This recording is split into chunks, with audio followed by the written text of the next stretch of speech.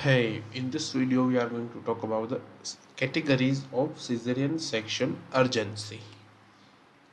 Earlier it was only two categories, that was that emergency cesarean section and elective cesarean section.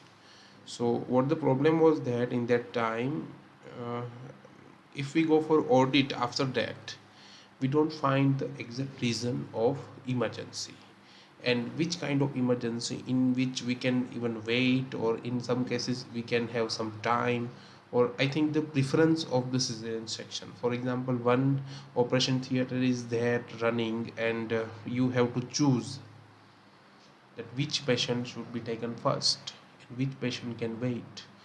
All these things were very confusing before. So the newer concept is of urgency categories, that is 1, 2, 3 and 4.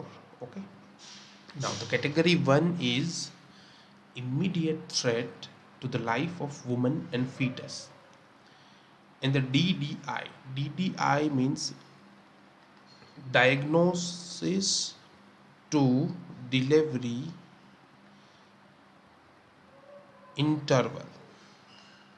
Diagnose to delivery interval, that means when you diagnose that this patient needs an section, cesarean section, and the baby comes out from the mother, that is the time code is DDI.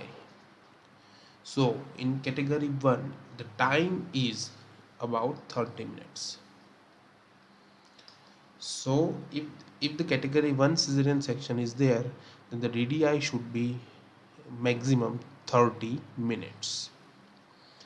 Which conditions can be there in category 1? For example, severe fetal distress, eclampsia, severe bleeding PV in case of placenta previa. All these cases come into category 1.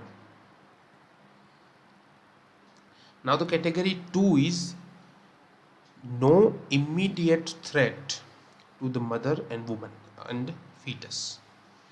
So in this category the DDI expected is about 75 minutes.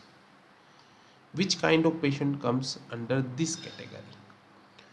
For example, not severe fetal distress, NST non-reactive, without not a very longer deceleration. All this case comes under category 2.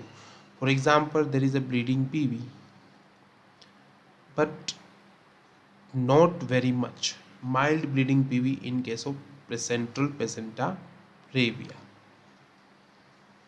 Okay, abruptio placenta, in which bleeding is not very much.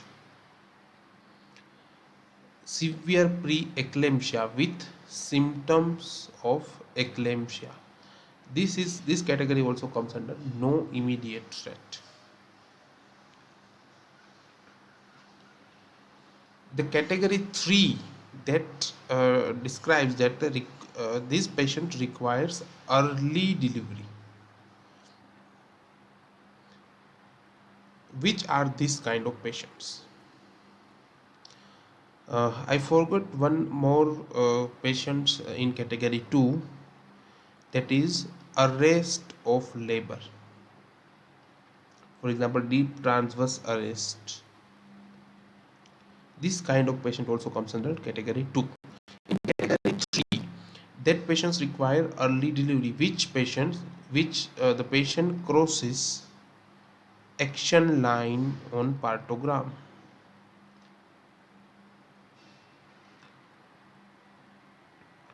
Previous to cesarean section, patient in labor. These are also the patient who requires early delivery. This thing you should remember. If there is previous to cesarean section, previous 3 cesarean section, a patient is in labor, but the vitals are okay, vitals are uh, uh, not very bad, you know, the pulse rate is just less than 100, but still this patient requires early delivery, so it comes under category 3. Category 4 is kind of elective cesarean. That means that this patient needs cesarean delivery at a time that suits the mother and the maternity services. So these patients come under category 4, all other patients. So the important thing you need to remember is DDI.